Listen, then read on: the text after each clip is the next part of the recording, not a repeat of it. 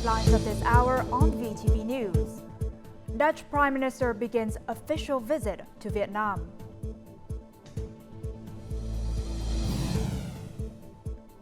And National Assembly discusses 2021 to 2025 midterm public investment plan. And later on in our world news, UN calls for protection of children in Gaza.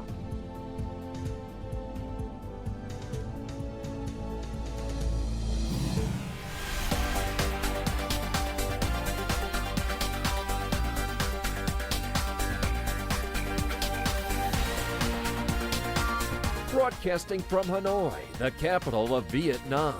VTV News starts right now.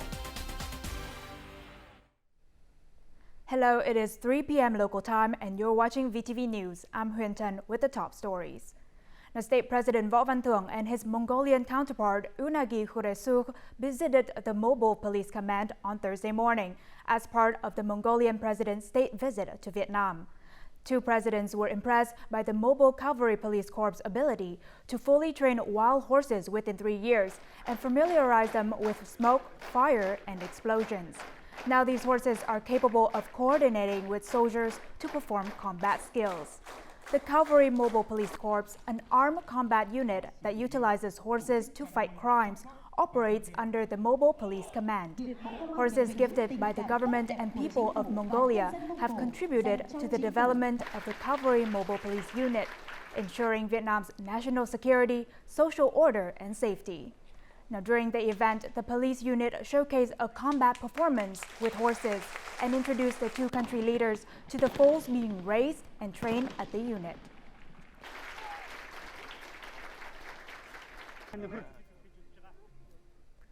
Prime Minister Phạm Minh Chính chaired an official welcome ceremony on the morning of November 2nd for Dutch Prime Minister Mark Rutte at the Presidential Palace in Hanoi.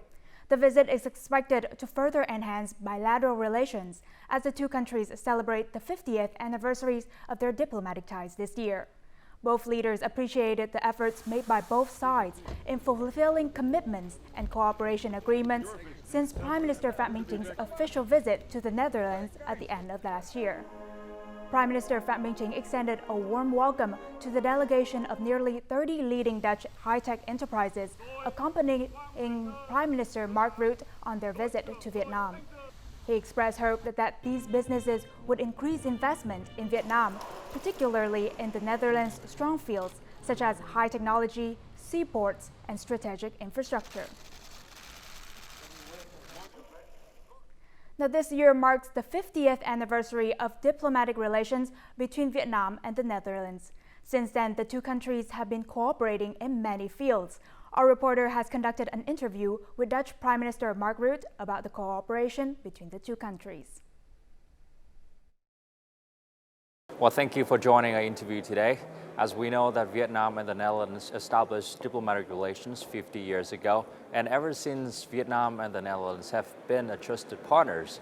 And in particular, both countries are very concerned about one thing, the environment, and have been cooperating in many projects, including circular economy and sustainable development. So how do you evaluate these cooperation?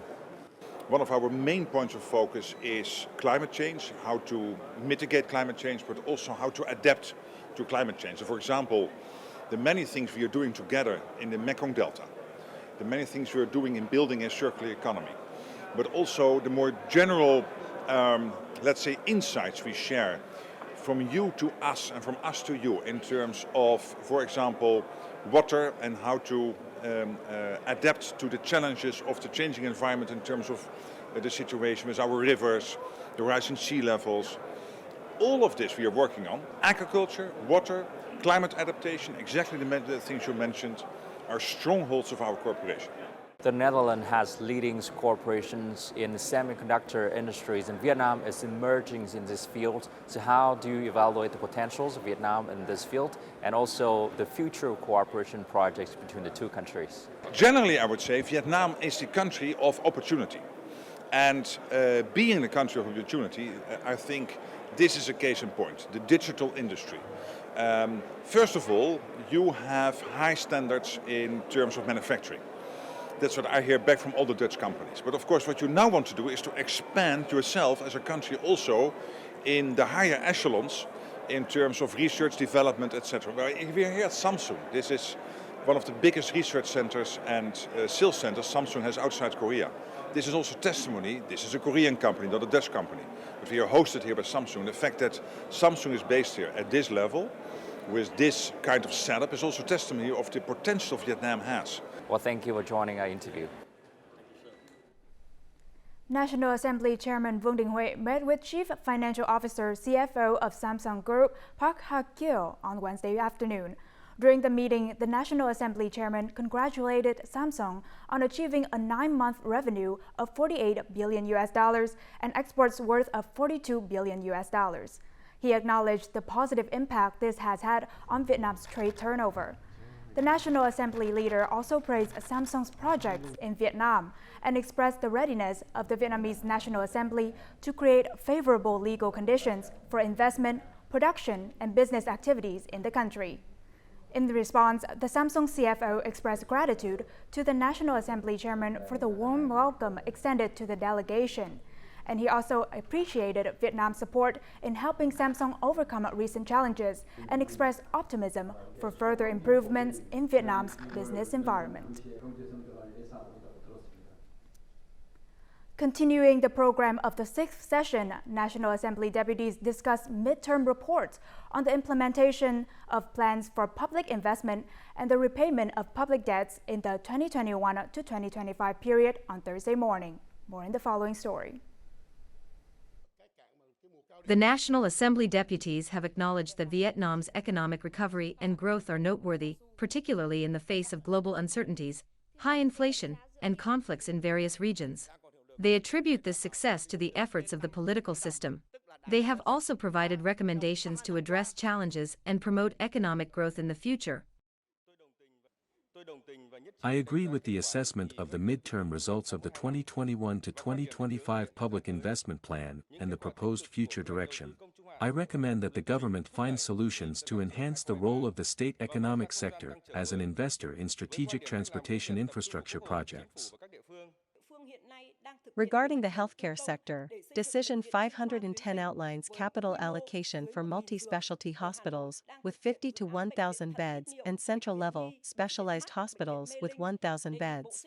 I suggest that the Ministry of Construction amend this decision to include provisions for capital allocation to provincial-level specialized hospitals.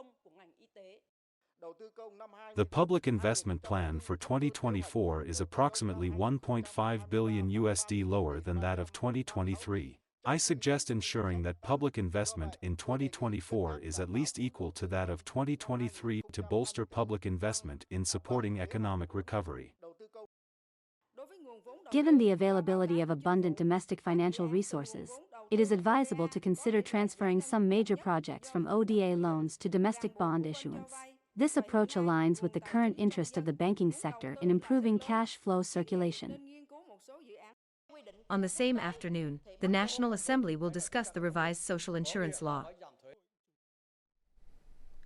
The implementation of National Power Development Plan 8 was a highly debated topic at the Green Economic Forum 2023 organized by the European Chamber of Commerce in Vietnam on Thursday morning.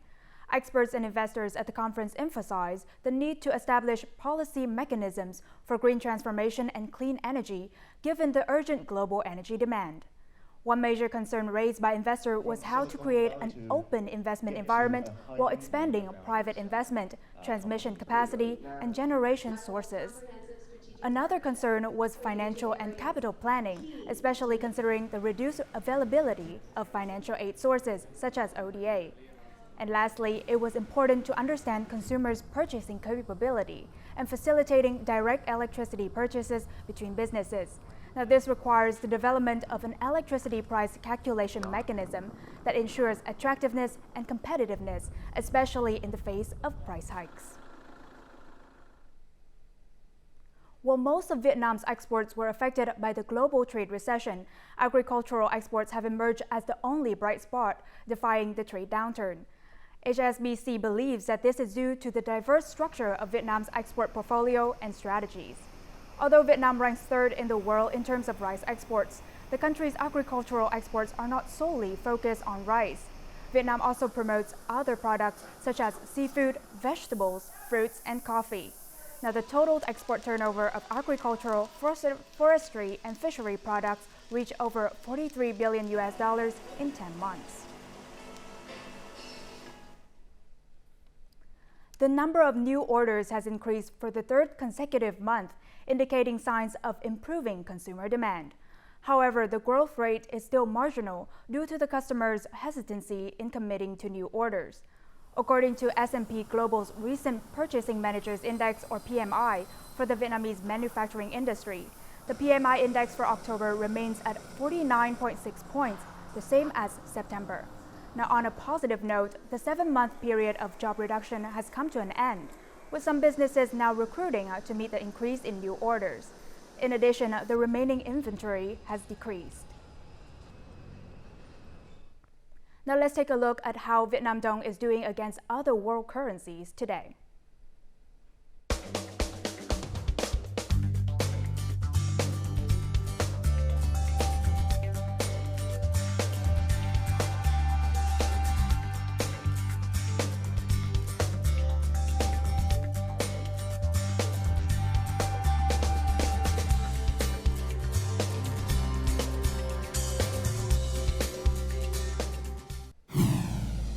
Coming up next on VTV News, erosion damages Hoi An's coastline.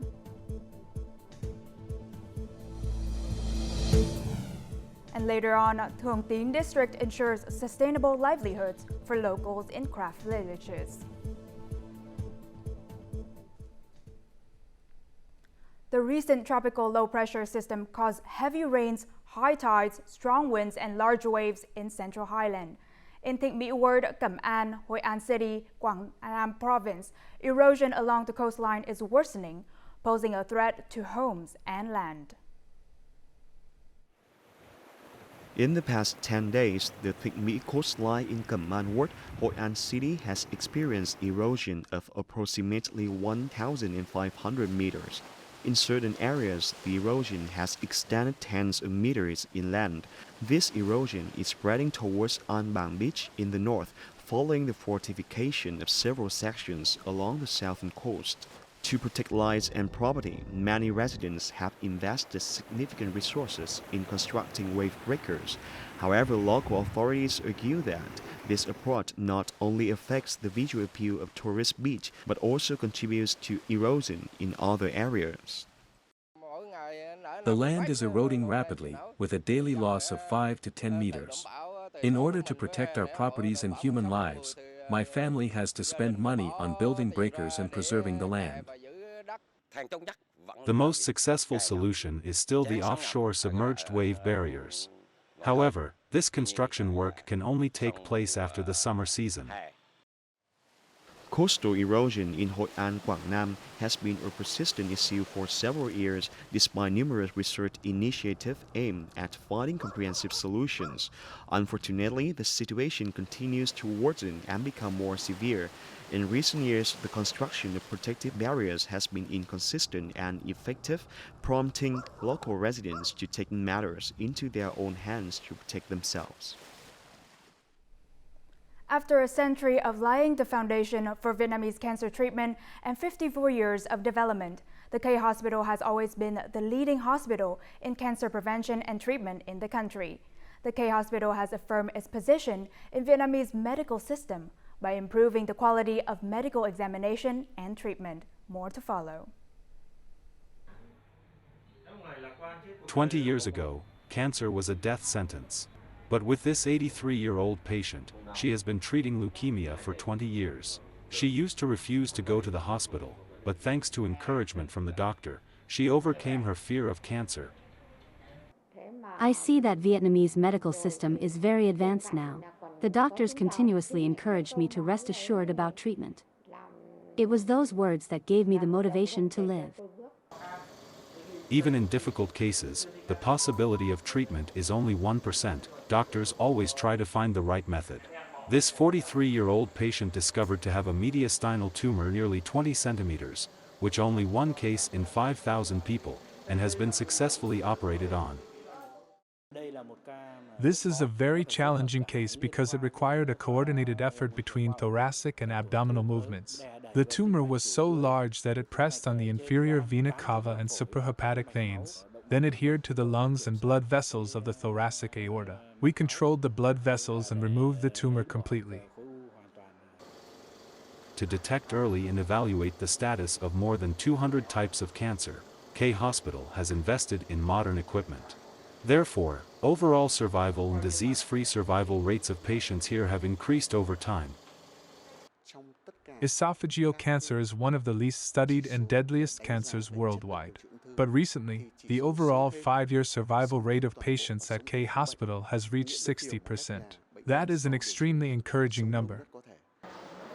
From the Curie Institute of Indochina, founded 100 years ago, to the K Hospital today, they have been encouraging patients so that cancer is no longer a matter of despair, but a matter of overcoming and curing the disease.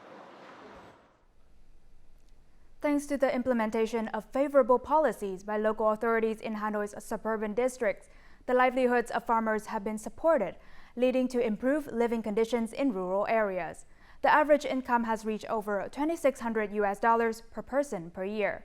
The promotion of organic farming, handicrafts, and community-based tourism has not only raised the living standards of farmers, but also created new opportunities for personal growth and success. The excessive use of agrochemicals in conventional farming can lead to a decline in soil quality and have harmful effects on the health of farmers. Recognizing these negative impacts, farmers in Baitu Organic Agriculture Cooperative have transitioned to eco-friendly farming methods. Applying organic farming methods has had a positive impact on our lives. We have been able to earn more money, which has allowed us to afford new household items and renovate our house. This collection of Vietnamese tradition costume from the Nguyen dynasty is created by local young embroidery artisans. This family is one of the few households in the village that have preserved their traditional embroidery techniques and conserved the local culture through traditional dress. The hand-embroidered paintings are crafted in an embroidery workshop by Nguyen Quốc Sự, an elderly artisan with over 60 years of experience in the craft. By preserving their traditional handicrafts, the residents of these craft villages has not only maintained sustainable livelihood, but also passed down the traditions through generations. To support the livelihoods of residents, we will preserve traditional craft villages and establish additional industrial clusters. This will not only create new job opportunities but also enable residents to sustain themselves through their handicraft skills and achieve a stable income. Despite the joint efforts of local authorities, the income gap between urban and rural residents has not significantly changed. Therefore, it is crucial to prioritize the development of sustainable livelihoods and the improvement of living standards for rural farmers. As the year-end peak season and Lunar New Year approach, factories are extending their operating hours late into the night, and workers are willingly putting in extra hours. In the fourth quarter, Ho Chi Minh City is experiencing high labor demand with over 80,000 new job opportunities. Businesses are actively recruiting, particularly for entry-level positions, to meet the growing demand. In the past, these workers used to take turns off due to order shortages. However, now they're working overtime at full capacity. Gil is thrilled about it, as it will help her increase earnings. The average worker's salary is around $600. I enjoy working overtime because it allows me to earn extra money to make ends meet. We can increase our income by about 30%, which makes us really happy. To increase orders, this company expanded its reach to foreign markets in the Middle East and Southeast Asia. In the local market, they've gained new customers for uniforms in addition to serving their existing clients. As a result, the number of orders has surged by 23% in the past 9 months. First, we need to manufacture products at competitive prices. Second, the products must meet the required standards. Third, our services should come with customer benefits like favorable credit terms and expedited services. According to the Ho Chi Minh City Business Association, the business community is showing signs of recovery. Key sectors such as textiles, food, and agriculture are beginning to receive new orders. Factory capacity will certainly have to recover. We've started creating more jobs for our workers, with longer working hours. According to economists, the economic situation in the south is showing positive signs. The triangle area of Ho Chi Minh City, Dong Nai, Bình Dương also recorded higher recruitment demand for new workers. These are considered good signs for the labor market in the year-end period. Thailand's first Center for Vietnamese Studies was officially launched on Wednesday afternoon in Udon Thani Province, northeast Thailand. Established by Udon Thani Royal University, this center serves as a reliable base for coordinating in-depth training and providing multidimensional knowledge and data about Vietnam. Its main objective is to promote understanding and cooperation between Thailand and Vietnam. The center is considered a valuable source of academic knowledge and a hub for creating and developing knowledge about Vietnam in various fields. Additionally, it plays a crucial role in producing high-quality data and knowledge about Vietnam, which can be utilized by the Thai government and private agencies to enhance Thailand-Vietnam relations across multiple domains.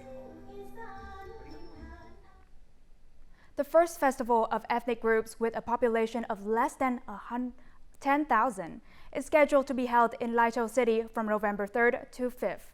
The event will bring together 14 ethnic groups from 11 localities across Vietnam. Local authorities are currently accelerating preparations for the upcoming festival.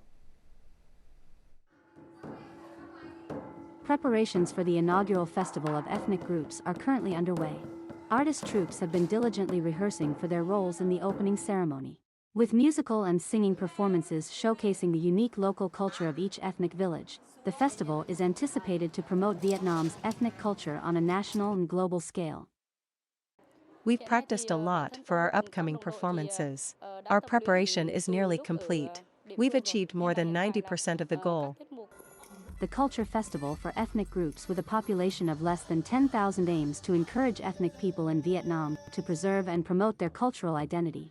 The unique cultural values of each ethnic village will be showcased through various activities, such as art performances, sports activities, exhibitions, and sports competitions. The event will bring together ethnic people from 11 different localities. We have been collaborating with localities in other provinces and cultural departments to expedite preparations and fulfill the tasks assigned by the Central and Provincial Organizing Committee. The preparation is nearly finished, ensuring the deadline will be met. Within the festival, participating ethnic groups will showcase their traditional songs and dances, unique cultural practices, traditional costumes, and local cuisine. Coming up next in our world news, UN calls for protection of children in Gaza.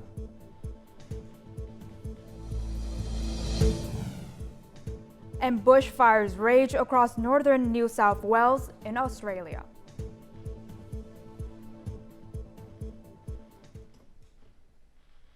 Welcome back to VTV News. Now, the United Nations Committee on the Rights of Child issued a statement on Wednesday declaring that there are no winners in a war that results in the deaths of thousands of children. The committee called for increased protection of children in the Gaza Strip and condemned the serious human rights violations against children in the region.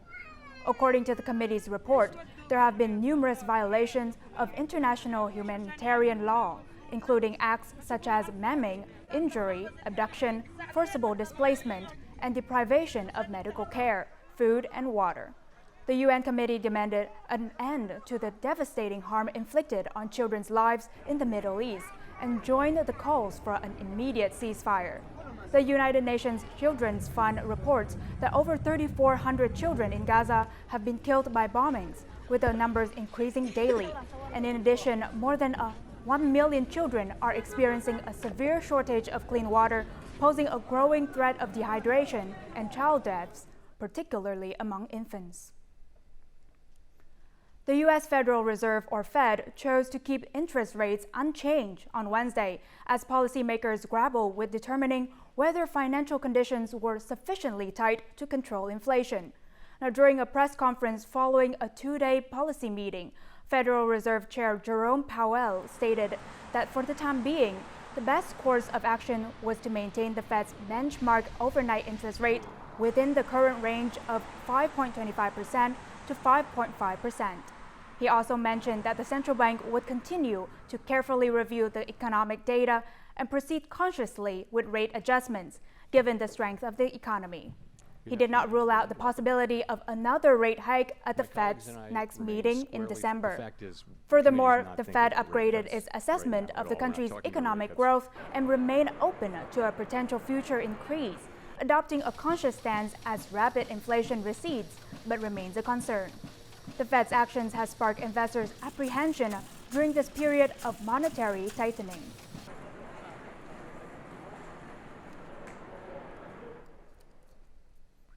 Bushfires blaze across northern New South Wales in Australia, while the country continues to battle blazes in Queensland that have killed at least 2 people and destroyed dozens of homes as of Wednesday. Footage released by the Queensland Fire and Emergency Services shows flames and plumes of smoke as several bushfires rage across eastern Australia. While more than 50 houses have been lost to fires in Queensland and northern New South Wales over the past fortnight, this number could be much higher were it not for the efforts of fire crews working round the clock. We just saw it coming over the top field here, and we tried to get the cows out up there for our neighbours because they're in Tenterfield, and we couldn't do it. And then I'm standing there watching this big whirlwind of flames just lift up off the ground coming across. I just called out to Clint and said, no, we've got to go. And, you know, we couldn't get the cows, luckily. They did survive, so... But, yeah, it was the most scariest thing we've ever experienced. Sorry. Never. No, this is we only been here for 2 years. We come from the city in Brisbane, and, it was a pretty horrifying experience. Yeah, never seen anything like it. Up north in Queensland State, residents were ordered to evacuate their homes as bushfires burned out of control while firefighters, including those flown in from across the country and from neighbouring New Zealand, battled the blazes. Australia faces a high-risk bushfire season after the onset of an El Niño weather event, associated with extreme events such as wildfires, cyclones, and droughts. Now, before we say goodbye, let's take a look at the weather forecast.